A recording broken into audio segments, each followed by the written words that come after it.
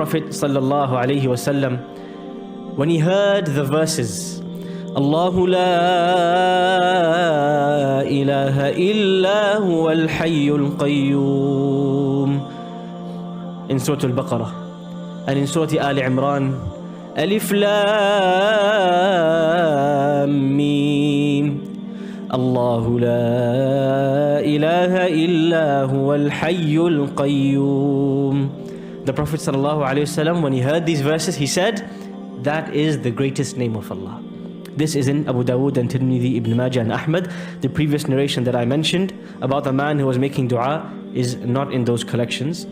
Rather, it is mentioned in Zadul Ma'ad by Ibn Qayyim. So, these two names, they have a great importance. And we'll have to understand and dig deep and understand why it is that they are so important. But it is enough that they were mentioned in the greatest verse in the Quran. Which verse was that? Ayatul Kursi, the number one verse in the whole Quran.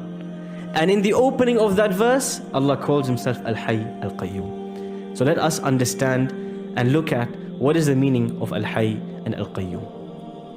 Al-Hayy comes from the root in Arabic, Hayya, to be alive, the living. And so, Allah subhanahu wa ta'ala is the living. He is the ever-living. He never dies. That's why in the Quran, when Allah calls Himself Al-Hayy, He adds to it another description. Huwa al-Hayyu alladhi la yamut. He is the alive and He never dies. You might think this is obvious, but actually it's not obvious. And do you imagine there is a day in which people forgot about this? The companions of the Prophet sallallahu alaihi wasallam,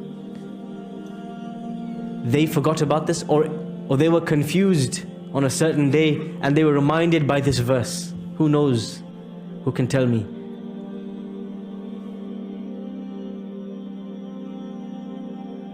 There was a day in which the Prophet's companions, they were lost, they were confused, and someone had to remind them that Allah lives forever. Yes.